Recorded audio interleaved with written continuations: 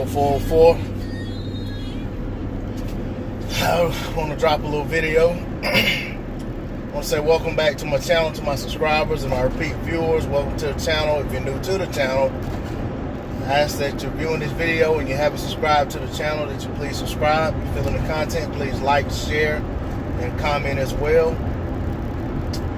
What I want to get into is the third segment of what I like to call the Comment Chronicles. And on this particular comment that I want to make a video about, it's actually, I don't know if the guy's a subscriber of mine or not, but he's come to a couple of my videos, and on a particular video that I'm talking about was actually my video where I talked about the AJ Protector still talking about resumes. And the comment that the guy made was he rattled off probably like 2 paragraphs condemning Deontay Wilder's opponents and talking about, you know, how AJ's resume is so much better. But the particular portion of his comment that I want to talk about is where this guy actually said that Wilder ducked Martin. He said Wilder ducked Brazil. He said Wilder ducked Tockham, Parker, AJ, and Vladimir Klitschko. I think that, and Povetkin. And he also says that Povetkin won a lawsuit because he wasn't using PEDs, which is not true whatsoever. That's not what happened. They didn't prove that Povetkin wasn't using PEDs. You know, so, and he didn't win a lawsuit. He won an amendment of a lawsuit. Basically, they had the lawsuit overturned, the judgment overturned in the appeal. That's basically what happened. So Wilder didn't have to pay anything. Wilder just didn't get the purse that was held in escrow for the fight, the $4.1 million or whatever it was that was held in escrow by Povetkin's promoter who was putting on the event. Wilder didn't get that purse. But that's just one thing that the guy's confused about, or either just flat out lied about. But the fact that the man had the audacity to say that Wilder ducked Martin, Charles Martin, I mean, that was just preposterous. I mean, anyone who knows anything about those circumstances, scenarios, and I actually said this in another video, I'll say it again though, just for this gentleman. The guy that Charles Martin won the IBF title over, Glass Cove, whatever his name was, that guy was offered a fight with Deontay Wilder. He basically refused to fight Wilder. Imagine that, someone refusing to fight Wilder. Yeah, he refused to fight Wilder and elected to fight Charles Martin for the vacant IBF title. That fight was actually held on the Wilder-Spilka undercard, if I'm not mistaken, and was actually allowed to be not the co-main event, but the fight before the main event, if our memory serves correctly. But the whole point of that is to get that winner interest from the public, so that eventually that winner could face Wilder in the unification. Well, Charles Martin won that fight basically because his opponent had a leg injury that had nothing to do with Martin. The guy just had a leg injury, kind of like the Yuri Foreman fight with Miguel Cotto, where Yuri Foreman leg just, I don't know, went to doing something freaky and he just couldn't make it, and Cotto took advantage of it. Same thing with the guy that Jamal Charlo fought, I think in his middleweight debut. That guy had some kind of leg ailment. I have no idea what in the world going on with these guys and their legs, but you know, something happened with that guy's leg. Not saying Charlo wouldn't beat him anyway, but that guy couldn't even plant his foot. The same thing kind of went on with the guy Charles Martin was fighting. The guy's knee buckled or something twice, and he went down. Charles Martin got credited with the TKO because the guy couldn't continue. So, of course, coming out of that, there was nothing for anybody who wanted a shot at that IBF belt to fear in Charles Martin based off that performance. And Wilder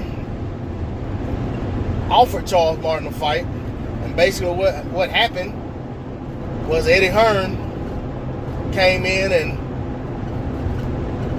bought the title, bought a title opportunity for AJ, who they were moving on rather slow at that time. I want to say AJ's best opponent was Kevin Johnson at that point, and I think Kevin Johnson had like 6 losses to like 21 wins or something like that, maybe 24 wins.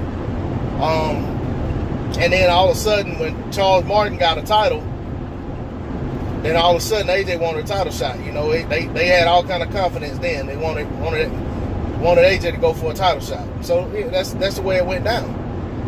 But in no way, shape, form, or fashion did Wilder duck Martin. He offered Parker a shot.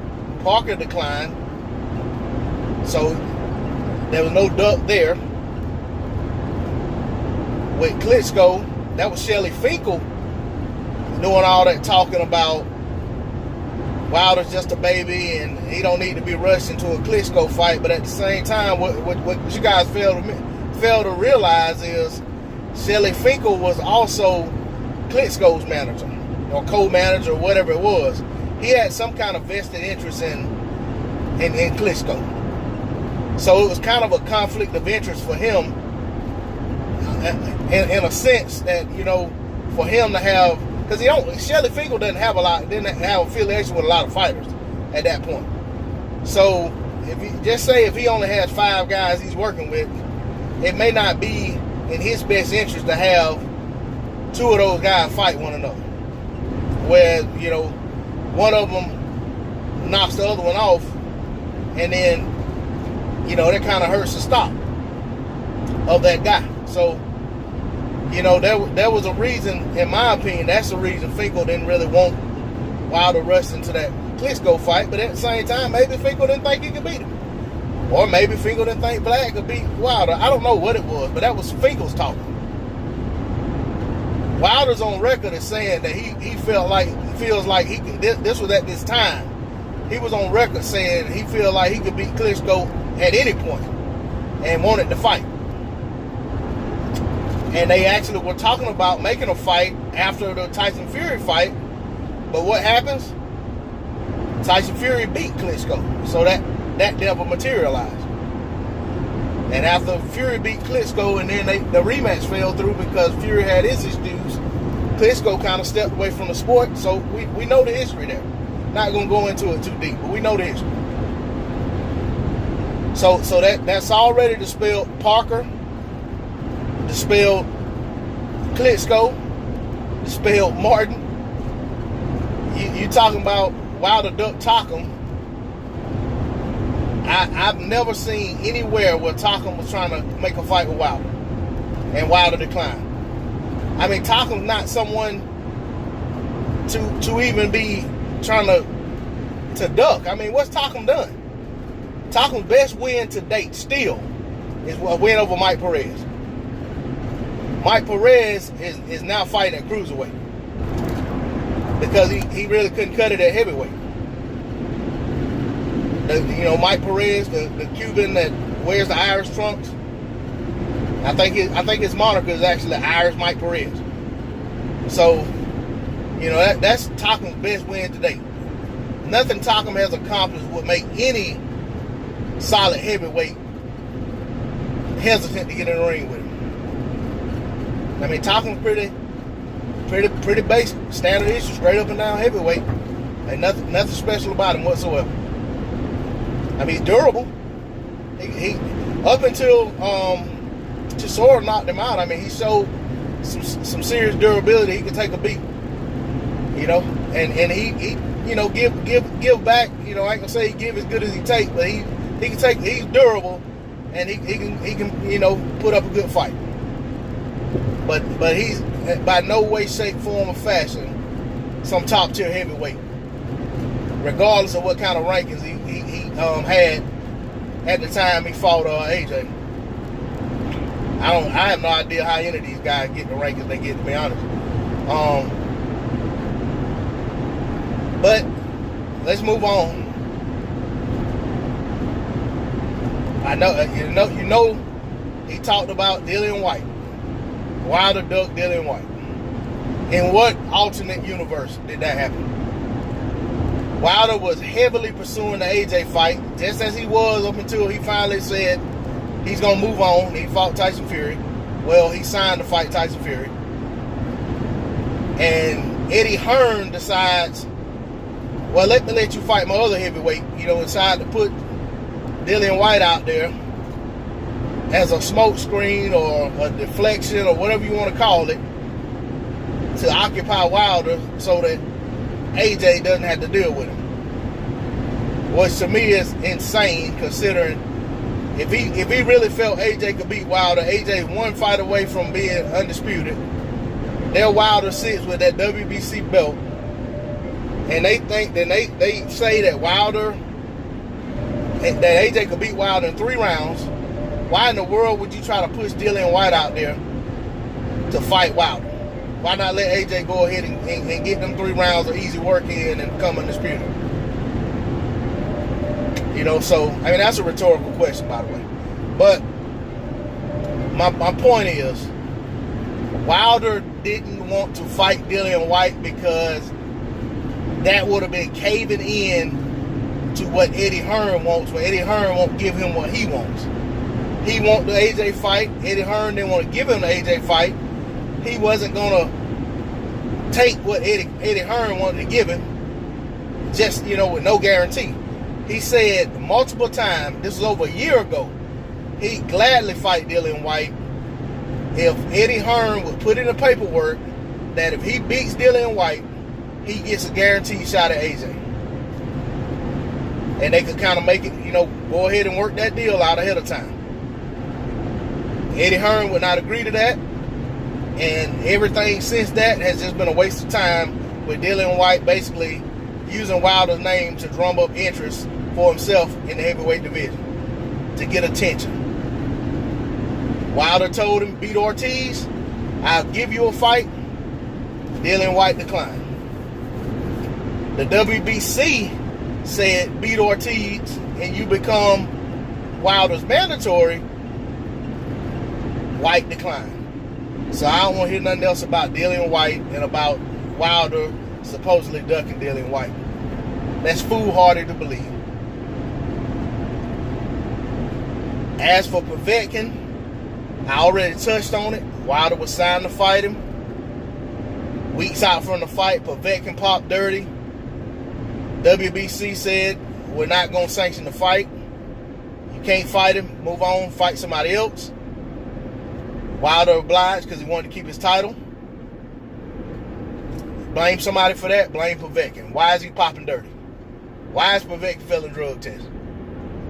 You know, and it ain't the first time. So I don't want to hear about that. Who else he said? I done covered Povetkin. I done covered Parker, Tockham, Vlad, White, and Martin. I think those were the people he said. And if he said he's ducking AJ, if he did say that, I don't remember if he did or not. I'm driving. But if he said AJ, anybody who thinks Wilder ducking AJ is out of their mind. Everyone who's ever made any excuses about why that fight can't be made was AJ. The only time Wilder said he refused something was when they were offering these flat fees. But aside from that, Wilder gave them all different kind of scenarios and situations in which he'd take the fight. He said, whatever y'all want to offer me, that's fair, I'll take it. Whatever y'all think is fair, I'll take that. As long as if I beat you, if I beat AJ, y'all agree to take whatever y'all gave me in a rematch, and I get what AJ got in the rematch. Eddie Hearn himself said, no, he's not going to agree to that. AJ is on video saying he ain't agreeing to that because that makes it a 50-50 fight. That means that if he takes 90% and Wilder gets 10%, and then Wilder beats him and Wilder gets 90% and AJ gets 10%, that's the same thing as 50-50. But AJ overlooked the fact that that only happens if Wilder beats him. But I guess he was already conceding to the fact that if they fought, Wilder would beat him, and Wilder would get the reverse in the rematch. So it's 50-50. So AJ said, no way. As far as him agreeing to the $15 million, that was for a fight in September, that Eddie Hearn made sure couldn't happen in September or November, whichever dates they were trying to work out. And Eddie threw this April date out there, like Wilder foolish enough to sign in, what was it, August, for a fight that's going to take place in April. Like 10 months later or whatever it was. It may have been July. Whenever it was, for them to fight in April. And Wilder and his team at that point had enough. They moved on. They started trying to make a fight with Fury, who had been calling him out vigorously up to that point. So every instance that this guy talked about Wilder ducking a fight, in actuality, when you look at the situation and circumstances, if you want to say anybody ducked anybody, it was the other guy, or either some situation circumstances didn't pan out to where the fight could happen, like Klitschko losing to Fury. But aside from that, Wilder, I ain't seen Wilder duck nobody. I don't think there's anybody in the heavyweight division that Wilder doesn't think he can knock out. Now, whether that means he can do it or not, that remains to be seen. The fights have to happen. But Wilder talks with confidence, and he tells his team to go out and try to get a deal to fight these guys. If the guys don't want to fight, if you want to complain about it with those guys. But as far as all that resume talk, you want to look at the status of Wilder's resume. A large part of why his resume doesn't look better than it actually does was just explained to you. The guys would not get in the ring with him. The only top guy that got in the ring with him, and y'all just try to discredit him, was Luis Ortiz. And we saw what happened to Luis Ortiz. We saw what happened to former champ Bermane Stiverne. We saw what happened to Stiverne when he was the champ. Every mandatory Wilder's had, we saw what happened to him. And the only person I didn't cover, because this is like the second video I've forgotten about this guy that when I was trying to talk about people in the top heavyweights, was Dominic Breazeale. So let me touch on Breazeale. Breazeale is Wilder's mandatory. Wilder's out there trying to pursue unifications. He just beat a mandatory in Bermane Stiverne last year. And he's already fought a voluntary with Luis Ortiz, who he was trying to fight instead of facing that mandatory in Stiverne. But he had to go back and fight Stiverne. He beat him. He fought a voluntary with Ortiz. He's trying to get unification fights. Couldn't get it. So now he's fighting the lineal heavyweight champion Tyson Fury. In a perfect world, I would love for him to have went ahead and gotten rid of Dominic Breazeale before fighting Tyson Fury, but it didn't work out that way. So Breazeale still sits there as a mandatory, but I don't even think Breazeale thinks Wilder's ducking him. I think Breazeale knows that Wilder's out there chasing bigger fish, and that when he has to fight him as a mandatory, he's gonna go ahead and clean him up.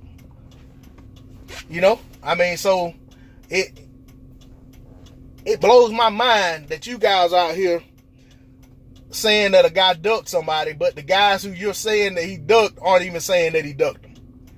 You never heard Charles Martin say Wilder ducked him. You never heard Dominic Breazeale say Wilder ducked him. If he did, Dominic Breazeale's a damn fool. You never heard Joseph Parker say Wilder ducked him. You never heard Povetkin say Wilder ducked him. Povetkin knows he messed up, He knows that. So, AJ's not even saying Wilder ducked him. Only fool out there saying somebody ducked him is Dillian White, and he's even saying Ortiz ducked him now. When he just ducked Ortiz like several times in recent memory. He even ducked Pulev. But somebody's supposed to be ducking him? Man, please. Like I said, I'm trying to touch on these comments. I get tired of going back and forth with guys in the comment section. So if y'all want to, keep talking about it, keep making these dumb comments, then I'm gonna make a video about it, get me a few views out of it. But, you know, that said, I think I done touched on everything this guy mentioned as far as these people that Wilder allegedly ducked. And if he still believes Wilder ducked these people, which I'm sure he will, then that's his opinion. Everybody's entitled to one. But I can, everything I said can be substantiated with evidence. You know, there are articles out there about all this stuff that I mentioned, that I have no problem coming back on my video in the comment section, dropping a receipt for everything I said. You know, and on that note, I just want to say shout out to the LDBC, shout out New Media. Thanks to my viewers, thanks to my subscribers. I'm out. Peace.